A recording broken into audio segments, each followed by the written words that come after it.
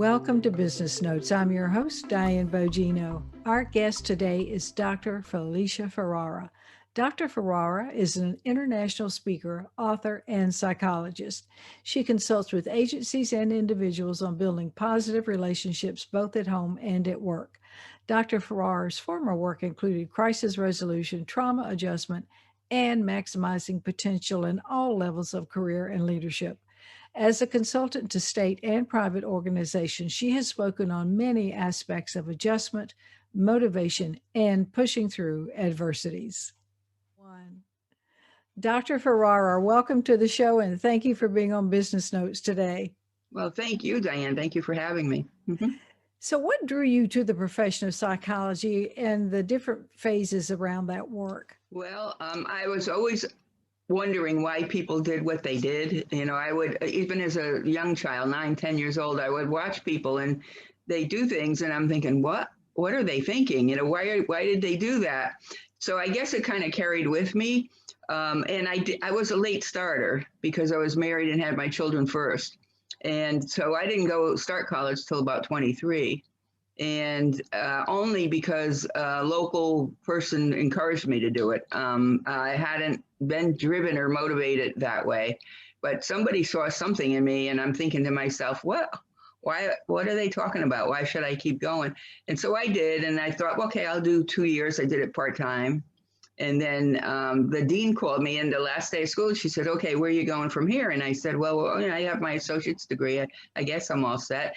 And she said, oh, no, you've got to keep going. So I'm driving home and I'm thinking, what is she talking about? Where am I going?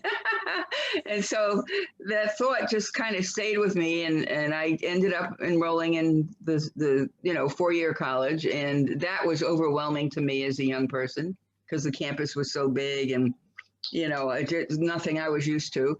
So, but I did it part-time when the kids were small, 2 nights a week. And that took me 10 years to do my bachelor's.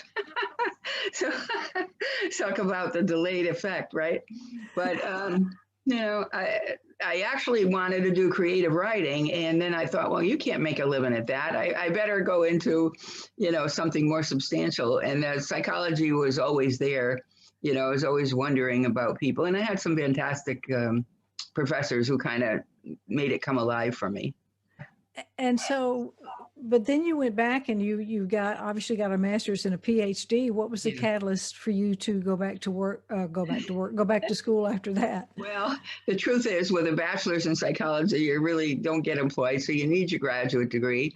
I went the first time in Connecticut, I did a educational specialist degree and became licensed as a school psychologist. And then when I moved to Florida, at that point, I was no longer married, so I ended up going back, enrolling back in school. And I had 2 kids in college at the time, so there were 3 of us in college. It was really crazy. And so I went back in for, believe it or not, research because I couldn't grasp why people were doing things. I wanted to understand it better. And I ended up in advanced statistics and research degrees with the cognate and industrial and forensic psychology. So yeah, I kept going. and now in life, I'm just enjoying things now later in my life now, but it led to, I loved my career. My biggest kudo is when I was teaching in different colleges and I was a associate professor at a graduate school and taught others. But what I love is when I have people change their major because of something, my enthusiasm.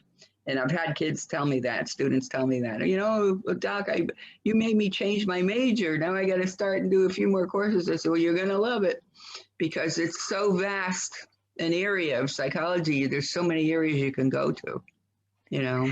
Right, you're right. And that is rewarding. What do you enjoy most about your work?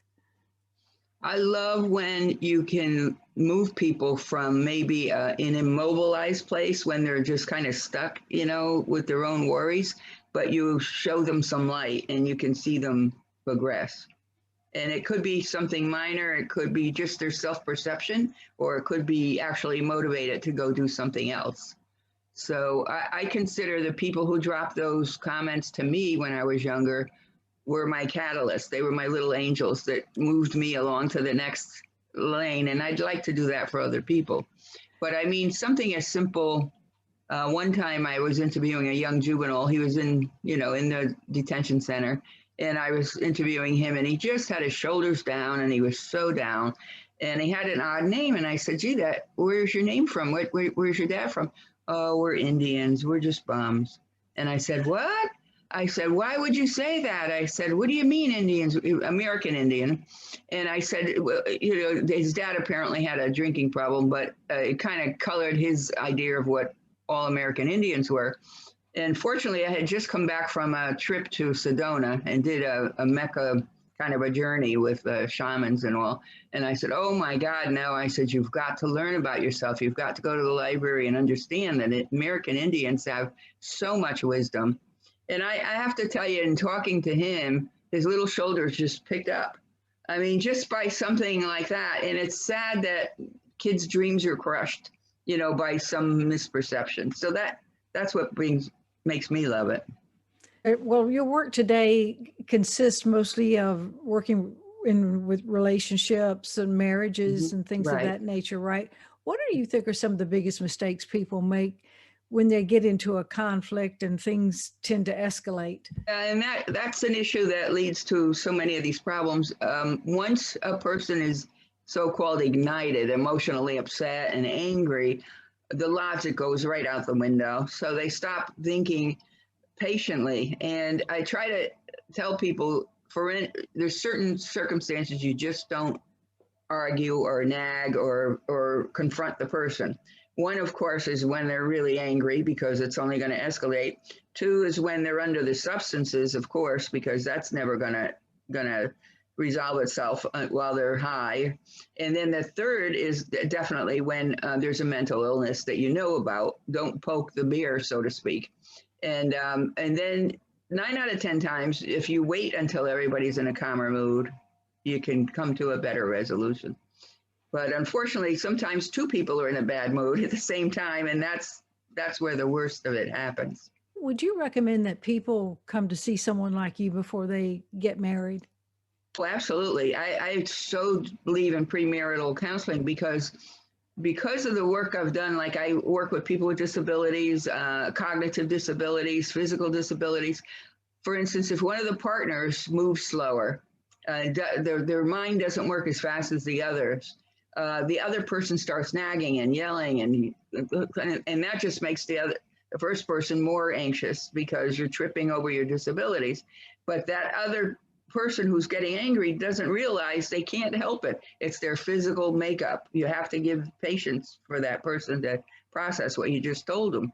But it's just understanding what that disability entails or what that mode of thinking entails. If you can understand each other, you definitely have a better mutual understanding.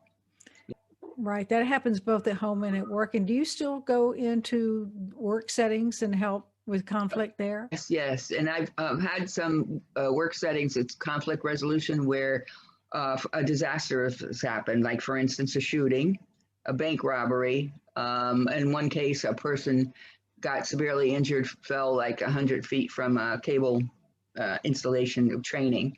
And all the other people in the class now became afraid to go further. So the trauma, especially in the shooting, the trauma that does for the remaining people that witnessed it, it opens up all their past traumas. So the workday is shot, needless to say. Buildings usually close down after an event. And then the poor workers have to try to resolve that and go back into that same place. Maybe they hid under the desk for an hour or so while the shooter was rampaging. And so the fear is real, and helping dispel some of that fear is important. But yeah, one wound opens up a whole nother wound. And so it's just a domino effect. Yeah. All right. And do you still do some work in forensics? Oh, absolutely. Yeah, I confer to the court all the time. And it's gotten more complicated over the years, going deeper. And I've worked on cases where it's either side, like self-defense for the individual defendant. There's a thing called mitigation, which is complicated. When they go to sentencing, Sometimes there's ramifications in the case that a judge will consider if they're aware of it. So we sometimes do a really big, in-depth psychological evaluation of individuals in court, forensics. So, but you'd be surprised how many of that is related to their interaction and ability to interact with their loved ones. I mean, that's what leads to it's domestic violence incidences in court. Unfortunately, sometimes manslaughter or homicide. And those are things that are done in the heat of the moment, like the book says, in the heat of the moment. And that's when those bad things happen, really bad. Mhm. And you have a newsletter, right? Can people sign up for that? Yes, thank you. Yes, I do have a newsletter. It's on building relationships. It's focused mostly on enhancing harmony and romance between the couple. And anyone who's been married a while knows you have to work on it. It doesn't just magically appear. And you have to sustain that beautiful romanticism you have in the beginning, you need to work on it. And so just being nice to each other, a little mutual respect and thoughtfulness helps. And where do they go to sign up for that? My website, and that's FeliciaFerrara.com. And down towards the end of the page, there's a sign up link, and you can, and then you will receive a copy of the newsletter in your email. Okay. And if people want to work with you, Felicia, would they email you or go to that site? Yes, they can email me at Felicia@FeliciaFerrara.com. Okay, great. What parting words of wisdom would you leave with our audience today?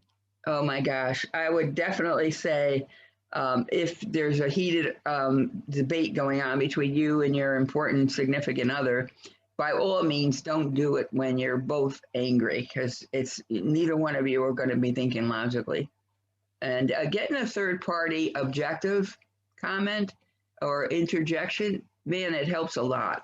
And I've had couples tell me they wouldn't still be married if I hadn't told them a certain thing at a certain time, or we hadn't crossed each other's paths. And sometimes I have second generation where the son has the same problem the father had. So I have had those conferences too. And it's just important to remember how to argue. Nobody teaches you how to confront or how to argue.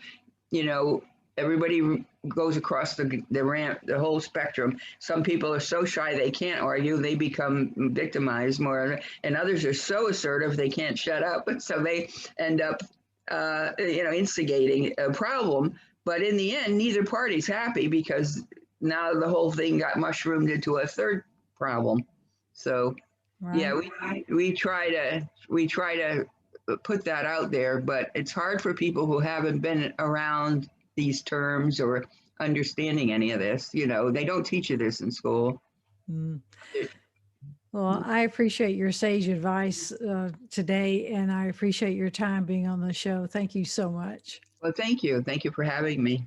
Appreciate it, Diane. Thank you.